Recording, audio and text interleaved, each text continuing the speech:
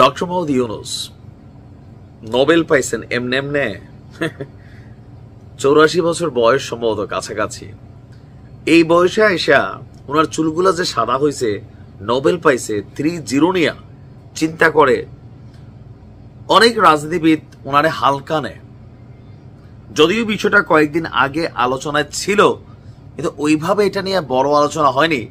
আজকে যখন তিনি জার্মানির একটা পত্রিকা আপনার স্পিগেল তাদের সাথে একটা সাক্ষাৎকারে ওই ঘটনাটা সামনে আসছেন, দেন বোঝা গেছে তিনি সঠিক এই কাজটা করবেনই। সংস্কার নিয়ে নানান কথা হচ্ছে, তো আমরাও কিন্তু সংস্কার চাই। এই দেশে দেখেন অনেক সিস্টেম আছে যেগুলা সংস্কার করা জরুরি, তবে রাজনৈতিক নেতারা আবার সব সংস্কারের পক্ষে না। আবার ডক্টর মোহাম্মদ ইউনূসের সরকারও সংস্কার নাম দিয়ে যে সব একদম মানে অন্য কিছু হয়ে যাবে সেটাও না। সংস্কার নামে তারাও কালক্ষেপণ করছে, এনসিপি কে সুবিধা দিচ্ছে, বিএনপির অনেক নেতার দাবি। যাই হোক, এই সংস্কার ইস্যুটাতে যেগুলো খুবই গুরুত্বপূর্ণ, নিজেদের জন্য ফায়দাজনক, এগুলোতে অনেকেই রাজি হবে না। কারণ আমাদের যেই সংস্কার কমিশন তাদের রিপোর্ট আসছে, অনেকে মত দিছে, অনেকে দ্বিমত দিছে। তো ডক্টর মোহাম্মদ ইউনূস বলছেন যে আপনার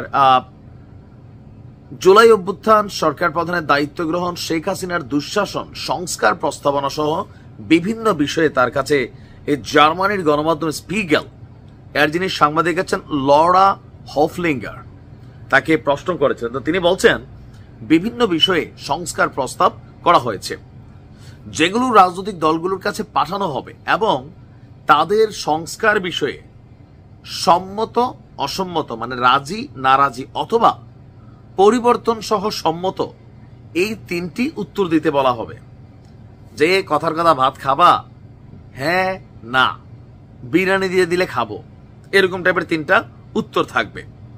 এর মাধ্যমে দলগুলোর কাছ থেকে প্রতিশ্রুতি নেওয়া হবে এবং সেগুলো ওয়েবসাইটে প্রকাশ করে দেওয়া হবে। কোথায় প্রকাশ করা হবে? ওয়েবসাইটে। কেন? যেন সাধারণ মানুষ দেখতে পারেন এই যে সংস্কার কমিশন যা যা প্রস্তাবনা দিচ্ছে, যেগুলো রাজনৈতিক নেতারা নির্বাচনের আগে সরকারকে ওয়াদা দিয়ে আসতেছে যে হ্যাঁ আমরা এটা মানবো, এটা করবো, এটা করবো না, করলে এইভাবে করবো, ওইভাবে করবো না। ক্ষমতা পাওয়ার পর সংসদে গিয়া তারা যেন কথা দিলেন তো টাইপের, দিছি তো কথা, টাকাটি দিতে না দেমো, কখন, যেই মাসে শুক্রবার নাই, তো এরকম ওয়েট করতে হবে। অনেক রাজনীতিবিদরা বাংলাদেশকে নিয়ে এরকম ওয়েট করান। তো ডক্টর ইউনূসের এই যে কৌশল, এবার এটা তার নিজের হোক, উপদেষ্টাদের কাছ থেকে আসুক, বাট কঠিন একটা কৌশল তিনি অ্যাপ্লাই করছেন বহুত রাজনীতিবিদদের। শব্দটা শুনতে একটু অড ফিল হবে, বাট পুঙ্গি বাইজা যাবে। কেন? আপনি এখন যা ওয়াদা করবেন এটি ওয়েবসাইটে থাইকা যাবে, জাতি দেখবে।